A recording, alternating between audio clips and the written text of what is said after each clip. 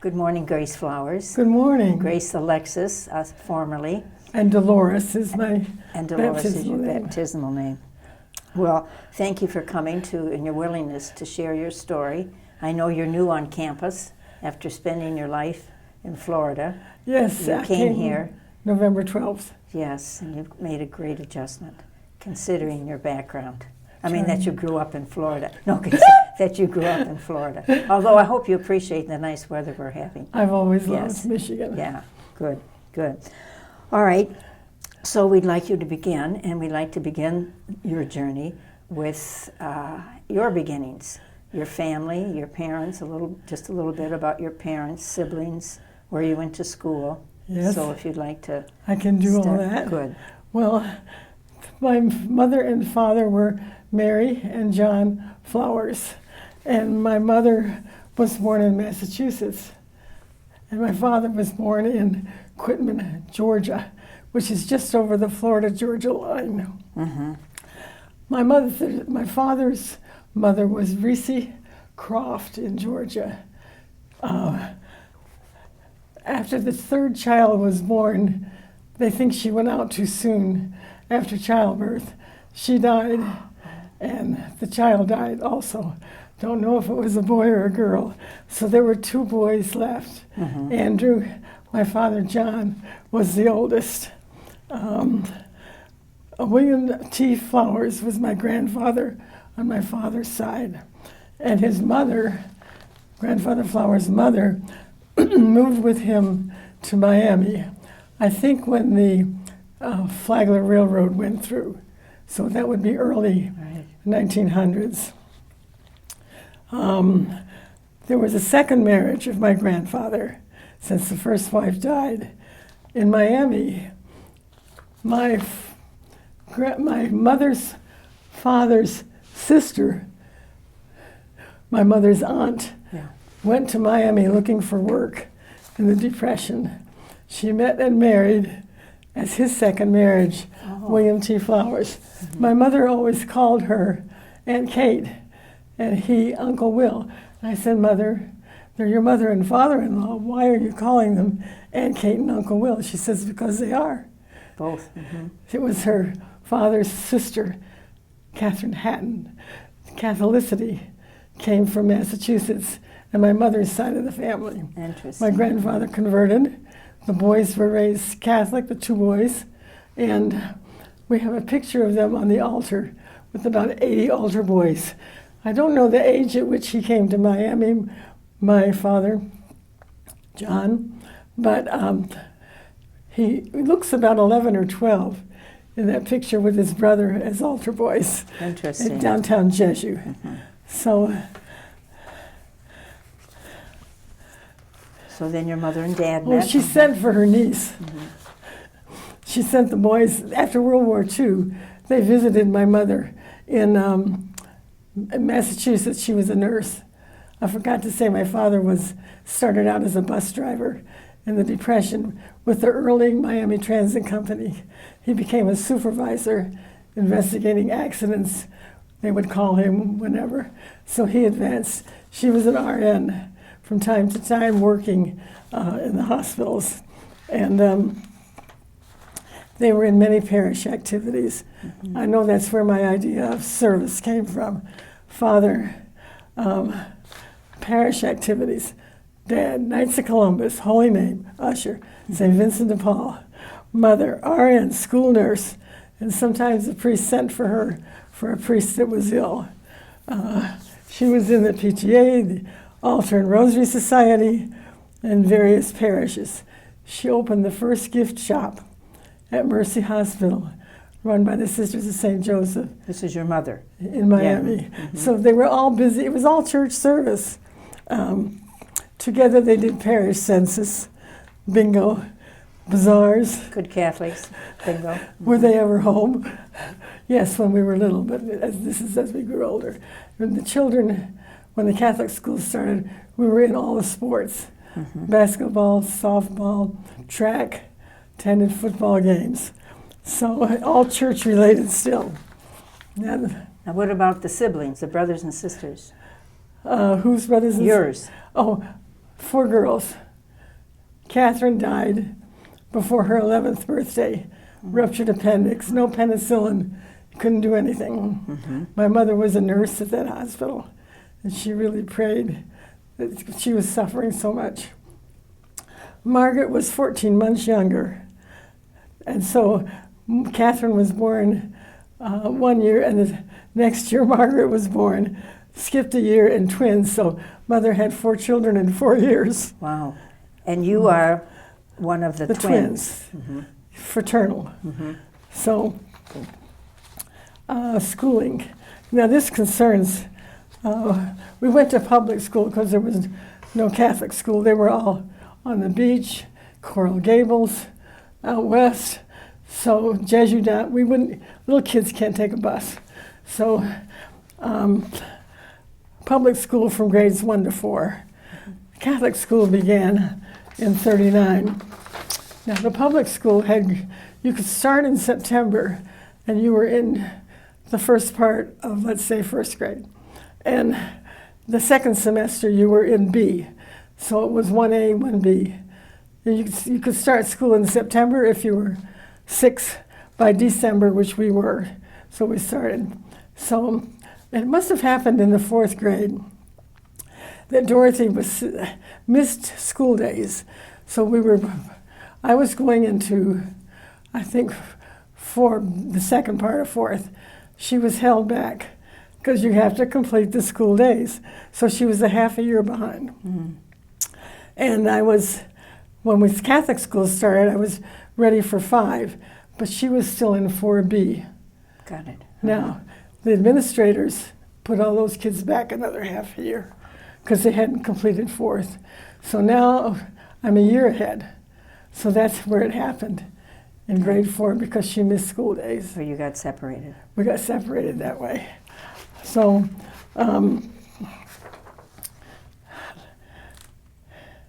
how was that for you when you got separated from your twin? Well, I was in 4th grade.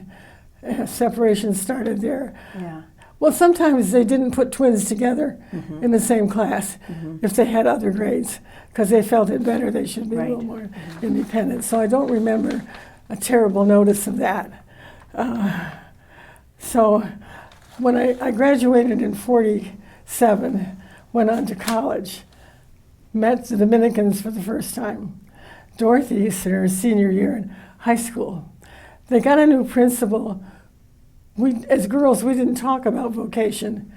It was in the high school where I had the Sisters of St. Joseph from 5 through 12. So we didn't talk about it, but when I went to Barry, the girls did. Interesting. It's very interesting. You went to Barry College at the time. All girls. Yeah. Then Dorothy, that new principal, I would say she promoted vocations. It was a new principal from the one I had. She took a group to St. Augustine for a reception. Smart. So our entrance dates, September 8th, both of them, the same day in '48. So you entered the Adrian Dominicans up here. After a year of college. After a year of college, and your sister, I'll tell you, my mother, they sent my trunk by train. I went by train because it came right to Adrian. And Dorothy was there with her trunk in the car. They dropped me in Jacksonville at midnight at the train station and drove her back to St. Augustine. Went home with neither. Oh my, that had to be hard on you. Hard. Oh, but very. You know, before I left, my mother came to me and said, you know, this is well and good, but remember when you retire, wise woman, you're going to be in Michigan and she's going to be here. I said, Mother, I had those nuns for 8 years. I love them. They're wonderful, wonderful educators, but I did not feel the call for a vocation. I went to Barry. That was it. So we were... Was there someone at Barry, a sister that perhaps... Well, I talked to the girls, and I said, what do you do? My friend wanted to go, but she was afraid her parents wouldn't let her. She was deeply Italian, and they weren't going to let her go, she thought. So I said, what do you do? She said, you talk to Father Burke. And Father Burke Jim, said, send for the papers. Talk to your priest. So Sister Grace Alexis was my mentor there. Therefore, She your was name. the treasurer. She became ill, and I sometimes took her classes because I was good at stenography and Right. business courses. So she died before I entered. Oh, really? She died July 19th, and I entered in September. And one of the sisters said, Mother Gerald's coming down, whom I had never met. Let's see if you can have her name. So how wonderful. Yeah. Grace Alexis she was only 48. So That was I old did back see her then. in the Yeah. hospital.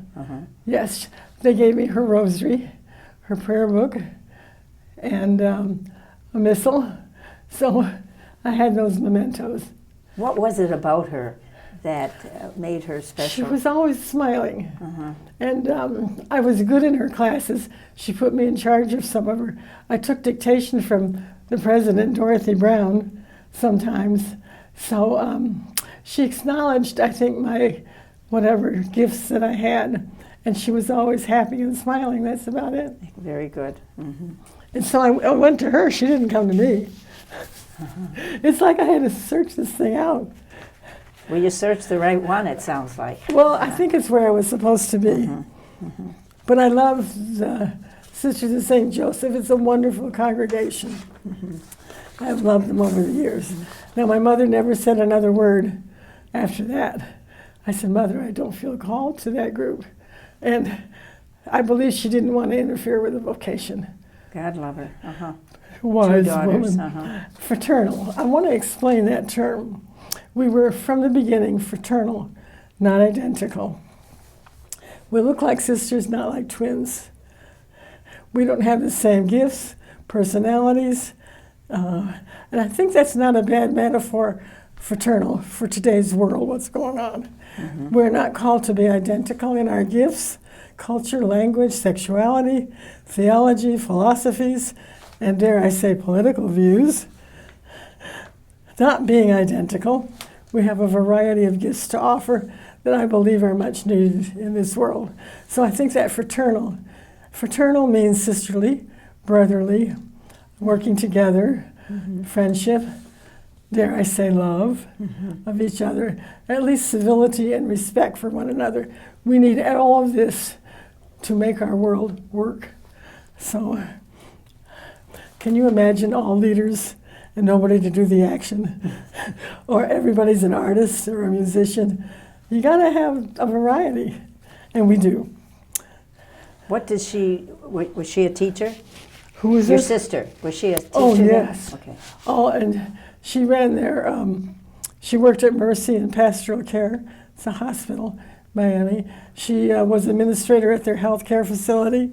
She worked in a facility for exceptional children, and then ordinary teaching.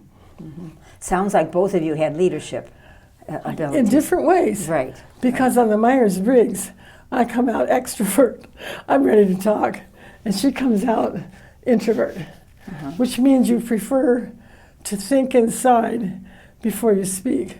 I'm ready to talk pretty much any time. And you're not entirely one thing, you know. No. So And as we get older, it's believed we begin to look more you alike. integrate and you're both and. When we're together, people say, "Are you twins?"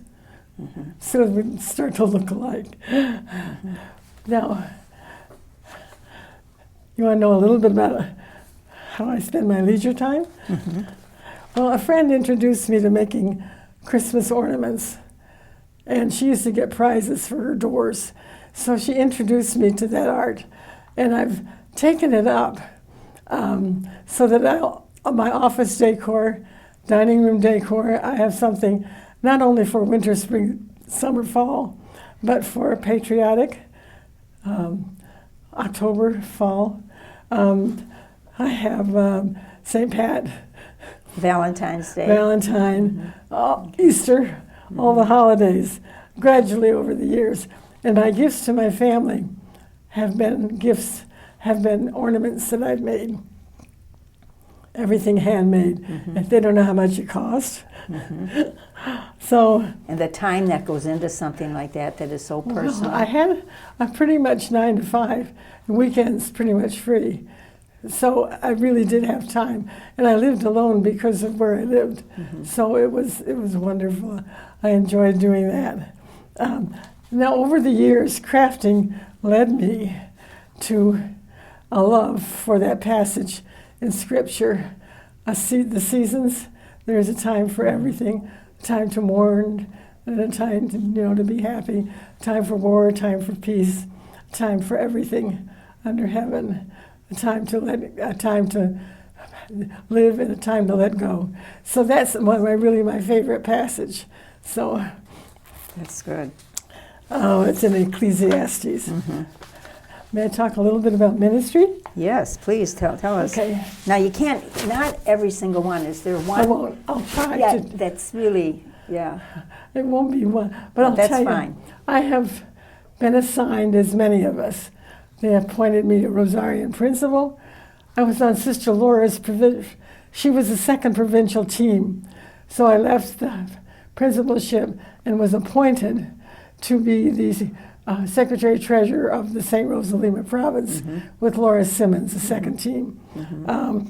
Rosemary's term, she invited me to be the Secretary of the congregation. So that's being appointed all the time. I served with her team 4 years. And Carol Johannes is 2. Wow. So 6 years. Right.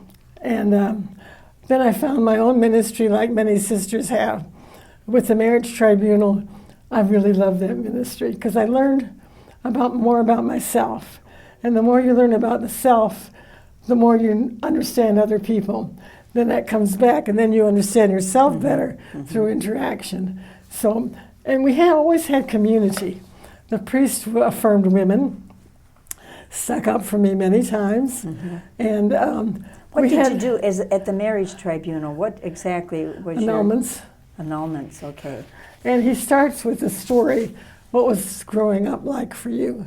Because it has to be found, the flaw at the beginning. I'll tell you just one. One woman came in, and her mother had to go to work. There were children, and she was oldest, so she took care of the children a lot. Didn't that make you angry? You couldn't go out. Oh, no, I love taking care. They even call me mother. So when she got married, the marriage wasn't working. She said, I wrote all his papers. I got him interviews, which he did or didn't keep, couldn't hold a job. And his father said, what were you good at growing up? She said, taking care of children. She said, oh my God, I married a child. And she said, I want it. And he said, what did you want? He said, companionship. And he said, you didn't have it, did you? So that was the flaw at the beginning.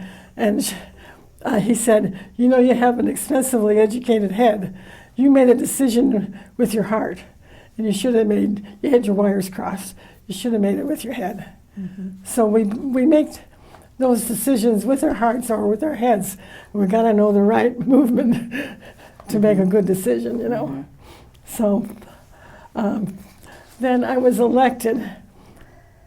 There's nothing like election and affirmation by your peers. And that I had with maybe 3 times with the mission delegate. And then my peers elected me to chapter prioress. So those are the 3 phases of appointing, election, and choosing. So I don't have to go into everything else. Was there one that you really was energizing for you to be elected? Or they each bring their own gifts at the time? I love working with adults. Yeah. Because my last 18 years were I sought the position with Barry University Satellite Campus in Port St. Lucie. Right. It's called Treasure Coast. It's closed. Oh. I retired at age 83. So I've had a long, and I'm now in my 90th year. I was 89 in December, so I'm in my 90th year. Oh, my. 70 years, probably from entrance. And Dorothy the same at her congregation. So, and how's Dorothy doing at this time? Your sister? About in the same shape I'm in, but hers is all orthopedic. Oh, okay. Yeah, she fell down the stairs at work, and 2 knee replaced, 2 hips, shoulder, a plate in her back, screws, separators, and she's got macular, so it's hard for her to. Do you see her often? Oh yes, Oh. we got together. I could travel, Okay. but not now. I don't. But I did travel to see her this year, last year.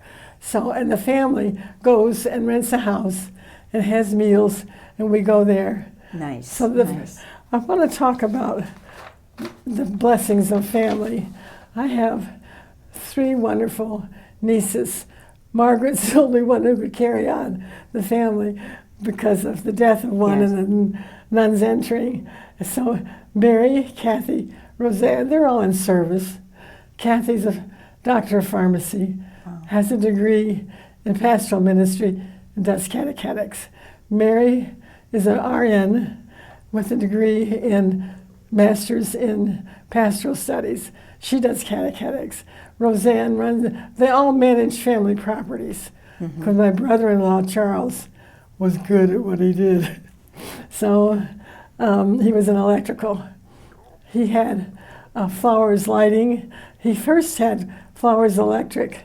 No, he had Monet Electric. That was my sister's name, Monet, M-I-N-N-E-T.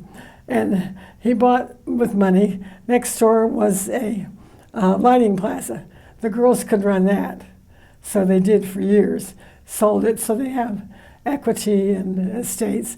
So they divided that after my sister died. So Roseanne runs properties, and Mary and Kathy run properties. And mostly Mary rents large space, like Barry University might rent, but they didn't, of course. So they're good about keeping in touch. You have to invite them here. They came to see me the weekend that I left.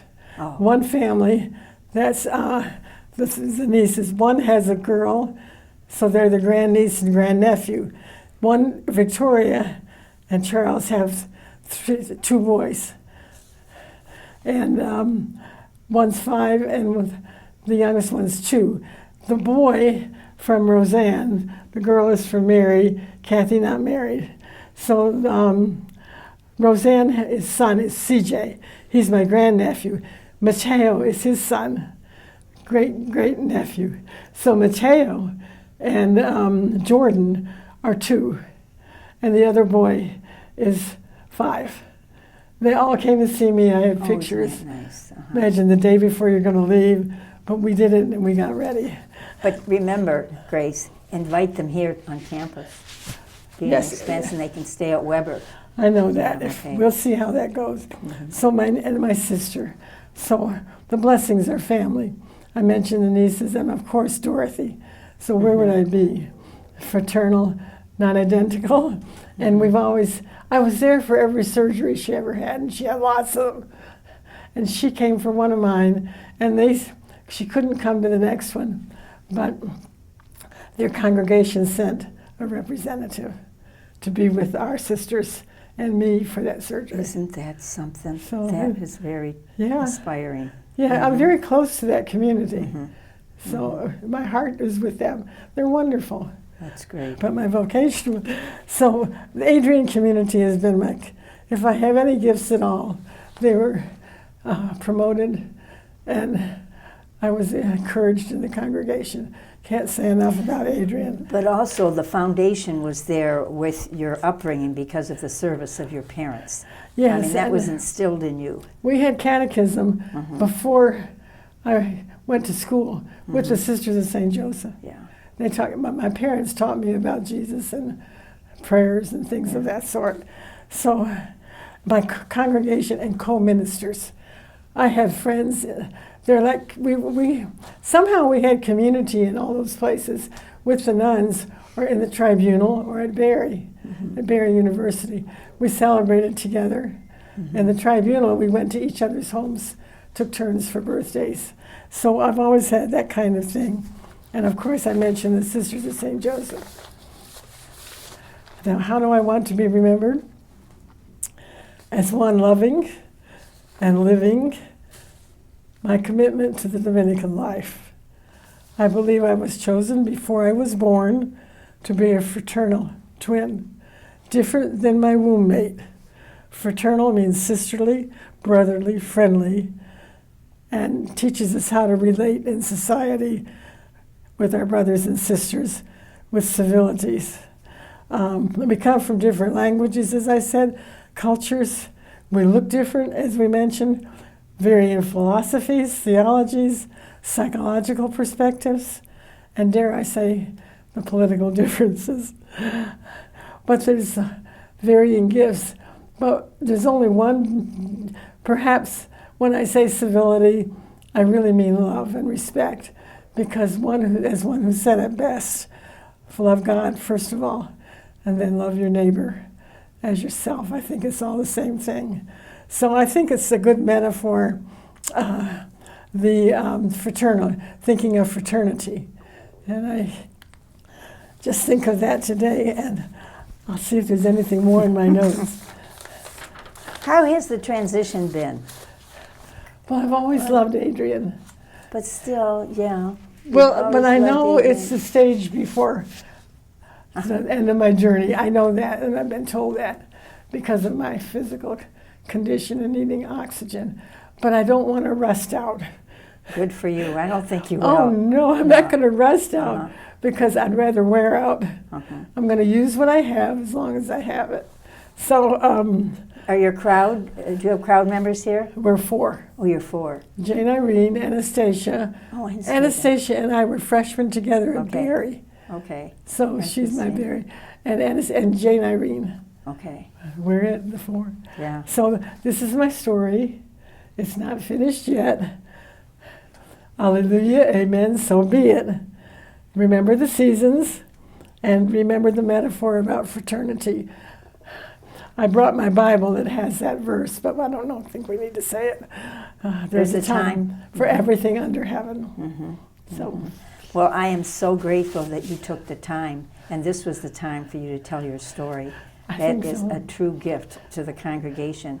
And I hope you let your family know, because this will be on YouTube as well. So the nieces and nephews can we'll show you how to do that. That's why I wanted to mention all of them. If I did not mention someone, and I know I took time to do that, I think they would feel that I didn't remember them well. So I know them, I love them, they're wonderful. Did I tell you that my married sister said, take care of my sisters? She said that to them, and they do. Oh. They're very loving. She said to her children. She did. Mary, Kathy, Roseanne, and every one of them in her own way. And their children will carry it on because they brought all of them to see me. So it'll be carried on in some way. But poor Margaret was the one, left with the responsibility because a deceased person can't do it, Catherine. No. And the twins can't do it. So. Well, thank you so much, Grace, for taking the time to share your story and preparing it. I don't think I've ever had anyone who was so well prepared. And I tried. And you wanted to tell your story, which is also a gift that others... The biggest reason I wanted to explain how Dorothy and I became separated by 1 year and how she never knew the Adrians. So my mother never went to her because I didn't know them until I went to Barry. Yeah. She was in high school. So it's kind of out of our hands, and I know it was meant to be. Sure, and you've been very close. I mean, we all knew that to your twin. It's been a wonderful life. Yes. And she calls me every night. Oh, isn't that good? It's easier she doesn't have a cell phone, so it's easier for her. She said, the congregation, she said, I don't pay for it. I said, yeah, but somebody does. Yeah, you are paying for it through the common fund. Thank you again, Grace. You're and welcome. Bless you as you continue on your journey. My pleasure. And your positive attitude. Which I try that. You've always been I try positive. to be positive. So thank you. You're welcome. It's my pleasure.